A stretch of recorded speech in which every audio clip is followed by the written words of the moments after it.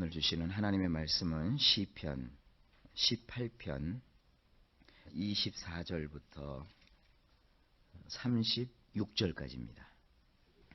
할렐루야. 시편 18편이 좀 꽤 깁니다. 이거 왜 그러냐 하면 다윗이 그 모든 원수와 또 자기를 가장 괴롭혔던 사울의 손에서 하나님께서 그를 건져내신 그 기념으로 그가 지나온 날들을 돌아보면서 하나님 앞에 시를 읊고 있는 것입니다. 여기 나와 있는 이 내용 하나하나는 그냥 구름 따다가 물 마시고 또 바람 잡고 하는 그런 얘기가 아니라 실제로 우리의 삶 속에서 경험되고 또 우리의 삶 속에서 일어나는 그런 실제적인 일들을 다윗이 고백하고 있는 것이기 때문에 아주 감격이 크고 감동이 있습니다. 자, 오늘 보면 지난 시간에 이어서 24절에 그러므로라고 하는 것은 앞부분을 받는 거예요. 내가 어떤 상황에 있든지 간에 하나님의 말씀을 붙잡았다. 내가 하나님의 말씀을 버리지 아니했다. 신앙생활 하는 데 있어서 하나님의 말씀을 붙잡는 것이 참 중요합니다. 환경을 잡지 않는다고 했고 또 사람을 보지 않는다고 했습니다. 만약에 주의 종이 이렇게 목회를 하면서 자꾸 환경을 보고 사람을 보면 가장 이 세상에서 못할 게 목회예요. 보통 친구 같으면 한번 삐치면 가서 데려오면 되지요. 풀면 되지요. 교인들은 열심히 교회를 다니다가도 어느 순간에 그냥 확 하고 돌아서면 남이 돼버려요. 그래서 목사님들이 이렇게 사람을 너무 사랑하고 좋아하는 목사님들 보면 다 간을 다 한 번씩 다 다쳤어요. 그리고 아니면 목사님들 연세 드셔가지고 어떤 말년에 들어서시기도 전에 뇌졸중으로 쓰러지는 목사님들이 꽤 많습니다. 그 이제 사람한테 치여서 그래요. 그래서 하나님께서 쓰시고자 하는 종들을 보면 초창기에 아주 사람 때문에 악살을 맞게 하세요. 그래서 사람을 사랑하지 사람을 가서 그 사람 앞에 가서 막 매달리고 간구하고 그러지 않아요. 그저 인간은 하나님 우리를 사랑하셨듯이 목사도 사람을 그냥 사랑하는 마음으로 봐야죠. 막 사람에게 기대를 가지고 사람에게 매달리면 나중에 그게 큰 어려움을 가져오게 해요. 그래서 성도님들이 이렇게 기도할 때도 늘 1번인 성도가 없어요. 오늘 1번인 성도는 맨 꼴에 밀어놓고 2번인 성도 첫 번째로 기도해주고 3번인 성도 그 다음에 기도해주고 그래서 기도 카드를 가지고 목사님들이 이렇게 돌려요. 우리는 그렇게 돌려요. 그래서 똑같이 누구 한 사람만 어떤 사람만 그렇지가 않아요. 성도들을 보면은 어떤 성도는 생각해 보면 목사님이 마음에 그냥 안심이 되는 성도가 있어요. 뭐 기도가 나오고요. 그분을 생각하면 참 하나님 앞에 이렇게 아름답게 신앙생활을 하는구나. 또 어떤 성도는 참 마음에 막 아려요. 아파서 이걸 어떻게 자식 같으면 때려서라도 고칠 텐데. 교인들도 이게 눈짓 하나 이 마음이 착한 성도들은 막 목사님이 눈짓을 하고 막 화를 내도요. 끔찍도 안 해요. 그런데 거기 마음에 걸리는 성도는 뭐 그렇게 심하게 하지도 않았어요. 지나가는 소리로 좀 잘합시다. 그러면 그게 이제 상처가 되고 막 그래요. 그래서 다윗이 이스라엘의 왕으로서 사람 때문에 많은 어려움을 겪었는데 오늘날 목회자도 그렇고 또 여러분도 마찬가지세요. 언제까지나 평신도로 있지 않잖아요. 집사님이 되시고 혹은 또 권사님이 되시고 다 누구를 상대하는 거냐면 사람을 상대하는 거예요. 또 사람마다 자기가 겪은 환경이 다 달라요. 근데 우리 신앙은 환경을 보고 쫓아가면 반드시 실족합니다. 그리고 사람을 의지하면 반드시 여러분 실망합니다. 그래서 우리가 붙잡을 건 다른 거 없습니다. 하나님 말씀을 꼭 붙들어야 돼요. 그래서 그 말씀 붙들고 흔들거리면 안 돼요. 그렇게 말씀을 붙들고 있는 성도가 교회에 한 명, 두 명, 세 명만 있어도 교회는 살아요. 그래서 의인은 그렇게 많이 필요한 게 아니에요. 말씀을 붙드는 그 하나님의 사람만 있으면 살아요. 이스라엘은 말씀을 붙들었던 다윗이라는 사람 한 사람 때문에 하나님이 그 민족을 구원하시잖아요. 그러니까 여러분 사실 3명도 많은 거예요. 3명도 많은 거예요. 목사님, 사모님, 성도 한 사람. 그렇게만 해도 교회가 살아요. 그러니까 이게 굉장히 말씀을 붙잡는다는 것이 굉장히 중요한 거예요. 자, 그걸 이제 개념을 두시고 그러므로 이제 나오죠. 여호와께서 내게 내 의를 따라 갚으셨다. 그래서 갚으셨다는 것은 뭐냐면 보상하신다라는 겁니다. 보상하신다. 그러니까 우리가 하나님 앞에서 의를 행하면 항상 의로운 편에 서면 반드시 그 사람에게는 하나님으로부터의 보상이 따라요.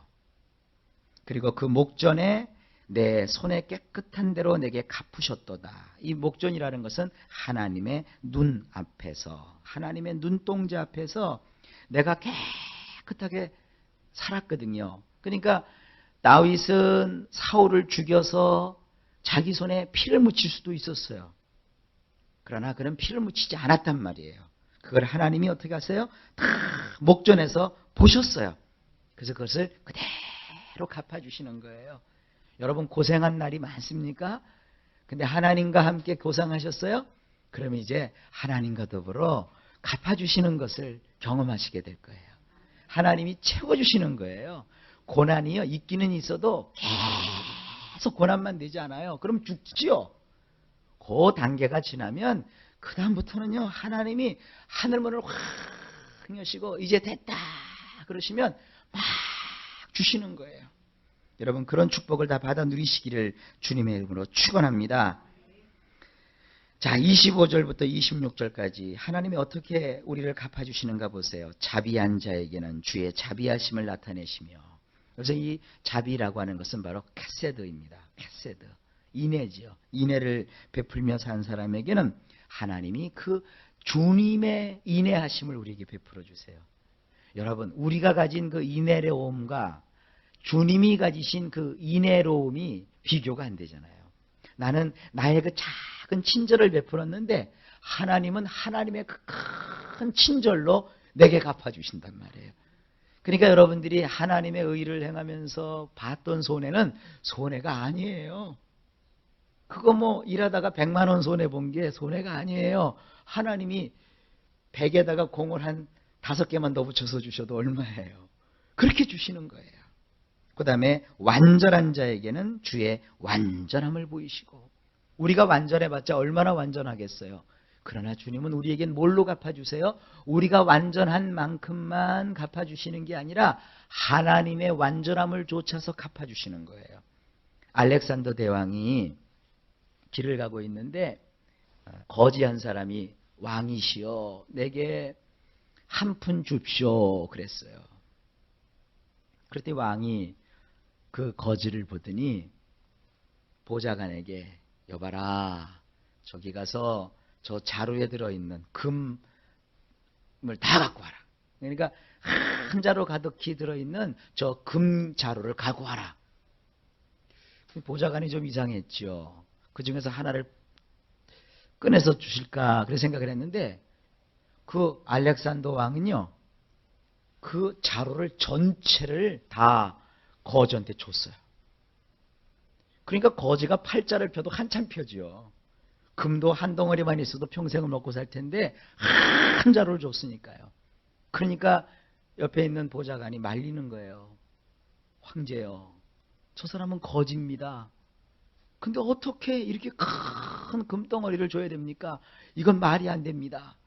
그러니까 이 알렉산더 대왕이 뭐라고 했느냐면 이놈아 너희들이나 저 거지한테 한 푼 두 푼 주지 나는 이 제국의 황제니라. 그 황제니까 황제는 뭐를 주는 거예요? 황제답게 금 한 보따리를 준 거예요. 어느 거지가 감히 황제에게 한 푼 줍쇼 했겠어요? 이 거지도 간땡이가 분 거죠 사실. 그러니까 황제는 한 푼 두 푼이 뭐예요? 황제의 한 푼은 큰 금 한 자루란 말이에요. 그러니까 하나님께서 우리에게 갚아주시는 것은 상상을 초월해요. 여러분, 하나님 앞에서 우리는 의를 행하고 완전하게 행하면 반드시 하나님이 놀랍도록 갚아주시는 겁니다. 만왕의 왕이신 우리 주님을 찬양합니다. 그 다음에 깨끗한 자에게는 주의 깨끗함을 보이시고, 사특한 자, 이건 좀 부정적인 것이죠. 이 사특하다는 것은 뭐냐면, 원문으로 보면 사특하자는 것은 영어로는 트위스트라고 되어 있어요. 여러분, 그 옛날 춤 중에 트위스트라는 춤이 있죠. 춤 잘 추시는 분들은 아마 트위스트가 뭔 줄 알아요. 이렇게 손에 갖고 왔다 갔다 왔다 하면서 흔들잖아요. 비비 꼬는 거죠. 그러니까 하나님은 인생을 이렇게 막 트위스트 치듯이 비비 꼬고 요리 갔다 저리 갔다 요리 갔다 저리 갔다 하는 사람들을 하나님은 어떻게 하시느냐? 주의 거스리심을 보이신다. 그래서 이 거스리심이라고 하는 것은 하나님도 그를 삐딱하게 대하신다는 거예요. 그가 이걸 구하면 하나님은 저거를 말씀하시고, 저걸 구하면 이걸 말씀하시고, 하나님 나 좀 봐주세요. 그러면 안 쳐다보시고 그래요. 그러니까 신앙생활은요, 진득하게 해야 되는 거예요. 하나님 앞에서 진득하게 하나님을 바라보고 살아가면 하나님이 채워주세요. 27절에 주께서 곤고한 백성은 구원하시고, 이 곤고라고 하는 건 뭐냐면 환난을 많이 겪은 사람, 그래서 마음이 많이 낮아진 사람, 아주 겸손한 사람을 뜻하는 거예요. 그런 사람은 어떻게 하세요? 하나님이 구원하시고. 이 교만한 눈이라고 했는데 원문을 보게 되면 이 교만한 눈이 뭐냐면 스스로 고개를 바짝 쳐들고 높이는 사람, 이게 교만한 사람이라는 뜻이에요. 여기서 이런 사람은 하나님 어떻게 하시느냐? 낮춰버리신다는 거예요. 다윗이 그것을 경험했어요. 그의 인생 가운데 정말로 자기는 쫓기고 쫓기는 신세였어요. 어디 쫓겨다니면서도 억울하다는 말 한마디를 못했어요. 너무나도 어려운 처지에 있었는데 누구한테도 하소연할 수가 없었어요. 어디 가서 의절도 없었어요. 오직 하나님만 내 마음을 아시겠지.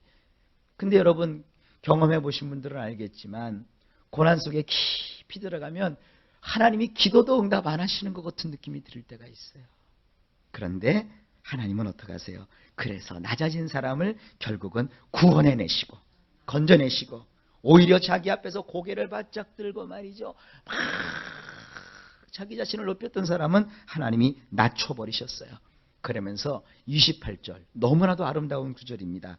주께서 나의 등불을 켜시며 여호와 내 하나님이 내 흑암을 밝히시리이다. 여러분, 우리 인생에 흑암이 있어요?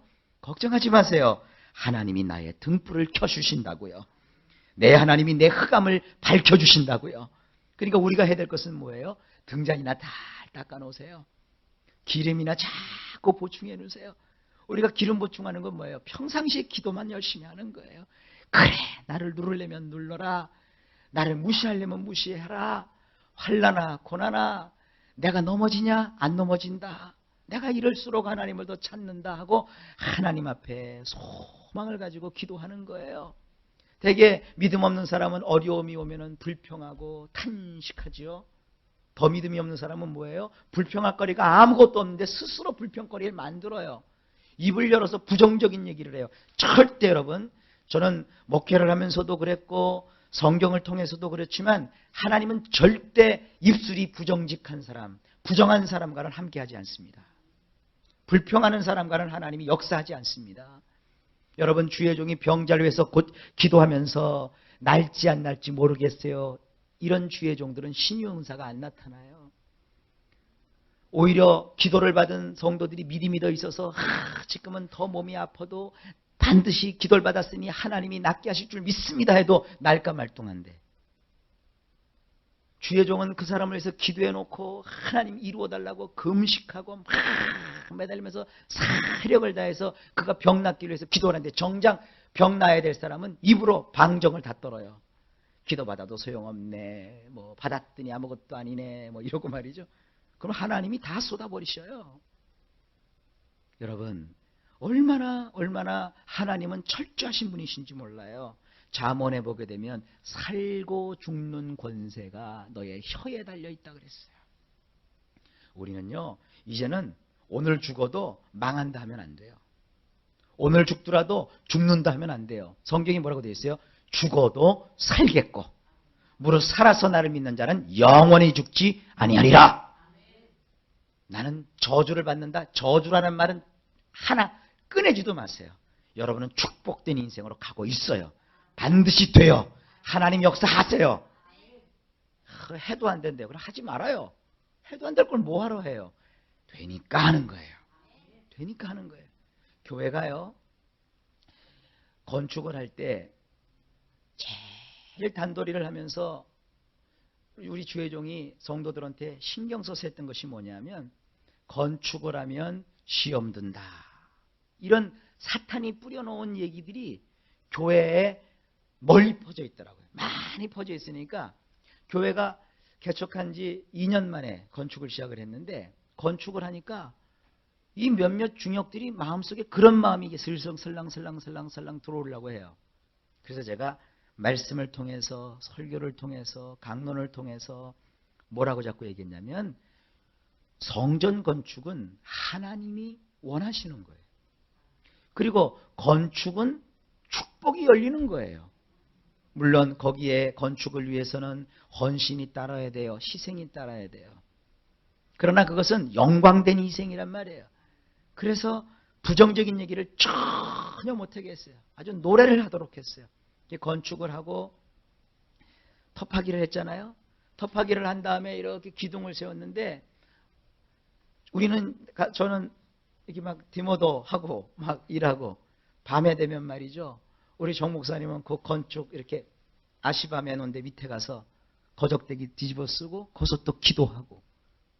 그러니까 주야로 낮에는 망치 들고 건설에 올리고, 밤에는 또 주회종이 나가서 기도함으로 성전을 같이 건축하는 거예요. 자그마한 성전이지만.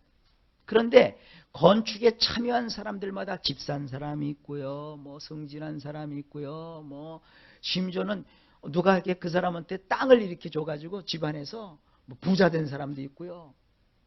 길이 열려요. 안 되는 게 어디 있어요. 하나님이 함께 하시는데. 교회도 마찬가지예요. 저는 그래서 계속 얘기하는 거예요. 뭐 교회가 작다고 건물이 작은 거지 교회가 작은 게 아니에요. 그래서 제발 작은 교회, 큰 교회 말하지 말아요. 나중에 우리가 한 10만 명 모이는 교회가 되면 큰 교회라고 할 거예요. 필리핀에 가보면은요, 300만 명인가 200만 명 교인인 교회가 있어요.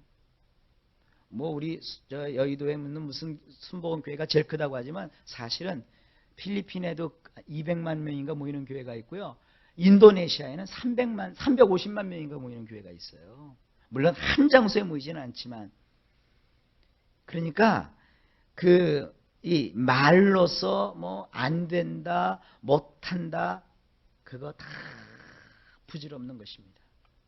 하나님께서 우리와 함께 하시고 하나님과 동행하게 되면 뭐든지 이룰 수가 있어요. 그러니까 교회는 작은 교회, 큰 교회가 아니에요. 그건 규모가 크고 규모가 작은 거죠. 어느 교회가 됐든 주인이 누구예요? 예수님이세요. 그리고 그 예수님이 원하시는 주의종을 세우시고 그 주의종을 통해서 주님이 하시고 싶어 하시는 일을 하시는 거예요. 그러니까 교회 규모가 많다고 의시될 필요도 없고요. 교회 규모가 작다고 우리는 이래 그럴 필요도 없고요. 이렇게 하는 교회를 가지고 우리가 이렇게 가려고 할 필요도 없고요. 저렇게 하는 교회를 보고 그걸 쫓아갈 필요도 없어요. 기도하면서 하나님 우리에게 주신 사명이 무엇입니까? 우리가 어떻게 하나님의 일을 감당해야 됩니까? 그러니까 네 교회, 내 교회 뭐 잘났니 못났니 그게 다 소용이 없는 거예요. 주님의 뜻을 구하면서 최선을 다하면 되는 거예요. 여러분, 1000사람이 모여서 예배를 드리면 하나님이 더 기뻐하시고 2사람이 모여서 기도하면 하나님이 안 기뻐하시나요? 성경을 보세요. 2-3사람이 내 이름으로 모이는 곳에는 나도 그들 중에 있느니라 그랬어요. 그게 중요한 거예요. 그래서 교회가 크든지 작든지 불평거리를 찾으려면 커서 불평, 작아서 불평. 크기 때문에 못하는 일이 있고요. 크기 때문에 할 수 있는 일이 있고요. 작기 때문에 못하는 일이 있고요. 작기 때문에 하는 일이 있는 거예요. 그러니까 항상 삶 속에서 장점을 보라 이거예요. 장점을. 우리가 열심히 가서 기도를 하고 전도를 한다고 해도 입이 부정직하고 입이 부정하면, 불평하면 하나님 그 사람 통해서 영광을 받지 않아요. 아무리 겸손하고 가진 것이 없고 부족하도 항상 입을 열어서 하나님을 찬양하고 긍정적인 얘기를 쏟아놓고 늘 기도에 힘쓰고 이런 분들은 하나님이 그의 삶을 통해서 영광을 받으시는 거예요. 오늘도 여러분들 감사로 시작하시기 바랍니다.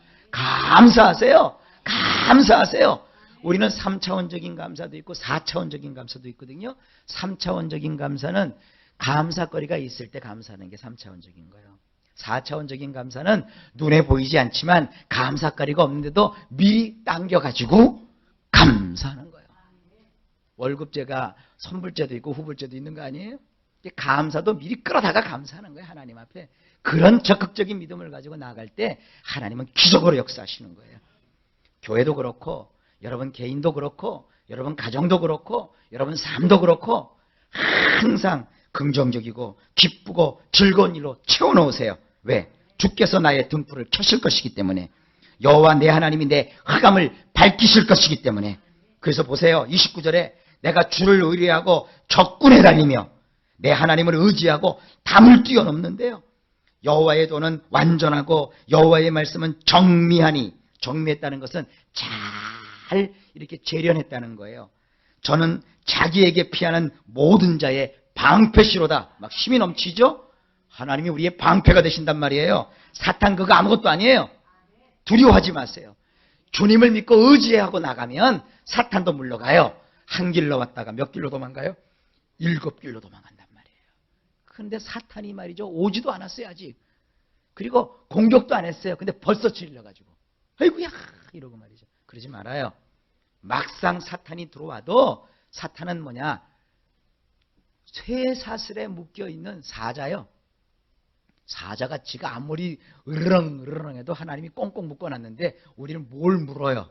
겁내지 마세요. 묶여있는 사자란 말이요. 그러니까 여러분 담대하게 하나님을 믿고 나아가세요. 보세요. 31절 굉장히 강하죠? 여호와 외에 누가 하나님이며 우리 하나님 외에 누가 반석이며 이 하나님이 힘으로 내게 띠띠우시며 내 길을 완전케 하시며 33절 나의 발로 암사슴 발같게 하시며. 암사슴이 뭔지 아시죠? 노루거든요 일종의. 근데 이 암사슴은요 굉장히 험한 산악을 다니는데 몸이 가볍잖아요.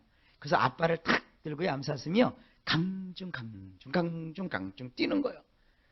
그러니까 우리가 여기 만약에 미련한 곰처럼, 하나님이 나의 발로 미련한 곰처럼 인생을 걷게 하셨다. 그러면 진흙발에 푹 빠지고 또 바위돌 사이에 푹 빠져서 앞으로 못 나갈 거예요.